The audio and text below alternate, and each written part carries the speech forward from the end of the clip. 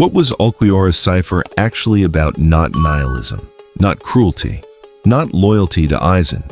He was about a single question that the entire Bleach universe spends 1,000 chapters avoiding. What do you do when you look at existence honestly and find nothing there? Not evil, not emptiness for its own sake, just an honest answer to an honest question.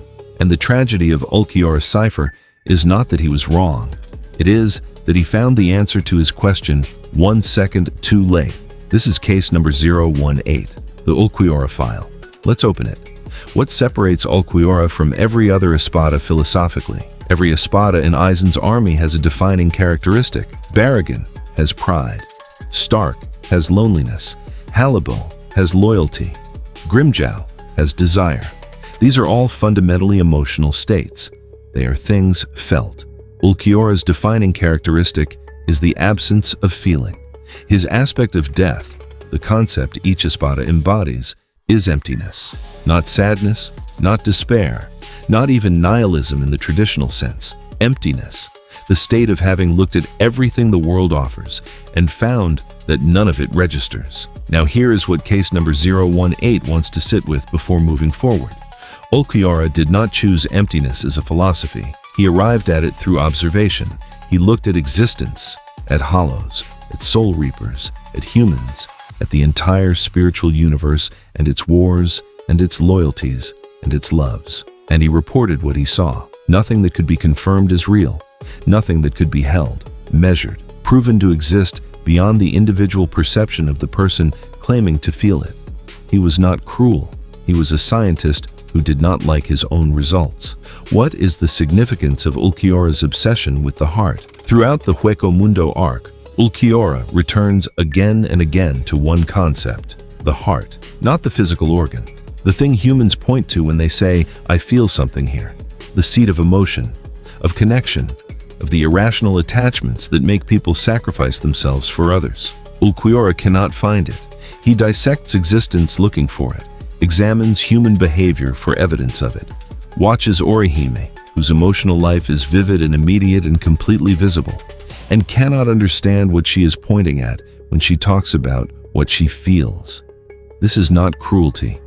This is a being who genuinely cannot perceive something that everyone around him treats as the most obvious thing in existence. Imagine being completely colorblind in a world where everyone organizes their entire lives around color, where the most important decisions people make, who to protect, who to love, who to die for, are all based on something you literally cannot see. That is Ulquiorra's existence, not chosen, not performed, actual. And the question he keeps asking, the one that defines his entire arc, is not philosophical. It is desperate. Is there something I am missing? Is there something real here that I cannot perceive? What does Ulquiorra's relationship with Orihime actually reveal? The series frames Ulquiorra and Orihime as captor and prisoner. That framing is accurate on the surface. Underneath it, something more complicated is happening. Ulquiorra watches Orihime more carefully than he watches anyone else. Not because she is valuable to Aizen's plan, because she is the most emotionally vivid being he has ever encountered. Everything Ulquiorra cannot perceive: love, hope, grief, the irrational refusal to give up on someone who cannot be saved. Orihime embodies completely and without restraint. She cries for Ichigo while she is a prisoner in Hueco Mundo. She reaches toward a person she cannot reach. She refuses to stop feeling things that the situation has made completely impractical. And Ulquiorra watches all of it, trying to understand what he's seeing, trying to locate the thing she is pointing at when she says she feels something here. He cannot find it, but he keeps looking, and that persistent looking, from a being whose entire existence is organized around the absence of feeling, is the closest thing to longing that Ulquiorra is capable of. He does not want to feel what Orihime feels. He wants to understand if what she feels is real, because if it is real, then his entire honest assessment of existence has a hole in it, and Ulquiorra does not accept incomplete assessments. What does the fight between Ulquiorra and Ichigo actually mean? The fight between Ulquiorra and Ichigo is the most philosophically dense battle in Bleach, not the most powerful, not the most technically complex, the most meaningful. Because it is not a fight between two people trying to win. It is a fight between two worldviews. Ichigo's worldview. Existence has meaning because of the connections between people. The heart is real. Love and loyalty, and the refusal to let someone die, are worth dying for. Ulquiorra's worldview. None of that can be confirmed. Existence is empty. The things humans call meaningful are projections onto a void. And for most of the fight, Ulquiorra is winning. Ichigo cannot defeat him, cannot close the gap, cannot match what Ulquiorra represents in pure terms. Then Ichigo dies, and the hollow takes over. And what follows is not Ichigo's victory. It is something the series has never shown before or since. A form of power so total and so autonomous that Ichigo himself is not present for it. The full hollow resurrection. And Ulquiorra, who has never encountered anything he could not assess and categorize, encounters something he cannot explain, something that should not exist within his framework. A power born from the irrational refusal to stay dead, from the connection between Ichigo and the people calling his name, from something Ulquiorra has been looking for his entire existence, and finding it this way, at the end of a blade that should not exist, is the cruelest possible answer to his question. What does Ulquiorra's death actually mean, and why does it matter? Ulquiorra's death is the most important scene in the Hueco Mundo arc, not the most dramatic, not the most powerful, the most important. Because in his final moments, dissolving into ash, asking Orihime if she is afraid, something shifts. He reaches toward her, not as a captor, not as an observer running one final assessment, as a person reaching toward another person. And Orihime reaches back, and Ulquiorra, who spent his entire existence unable to perceive the heart, asks one final question. Where is the heart? And then answers it himself. Maybe it is here, pointing to his own chest, where he has never once perceived anything until this exact moment.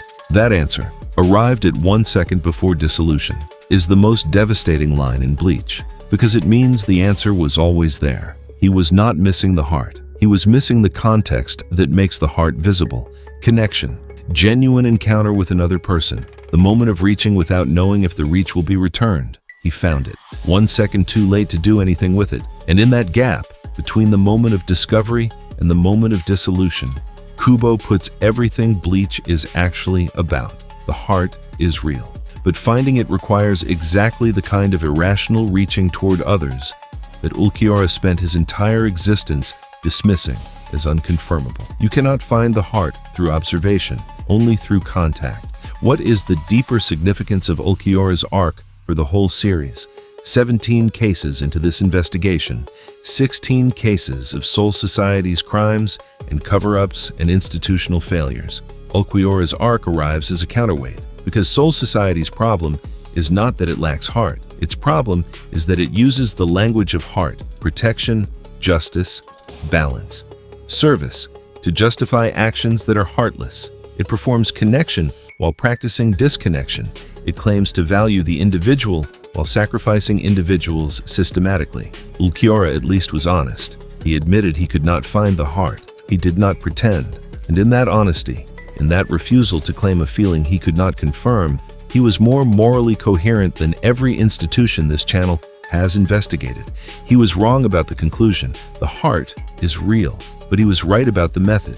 You cannot claim to act from the heart while treating people as variables. Either the heart matters, and every individual life caught in your institutional gears matters, or it does not. Soul Society always chose the institution. Ulquiorra at least admitted he did not know what he was choosing between. That admission, that moment of honest uncertainty, is worth more than 1,000 institutional mission statements. Who was Ulquiorra Cifer? Ulquiorra Cifer was the most honest character in Bleach, not the most heroic, not the most powerful, not the most sympathetic, the most honest. He looked at existence and reported what he found. He refused to claim feelings he could not confirm. He pursued a single question: is the heart real? With more rigor and more consistency than any other character in the series.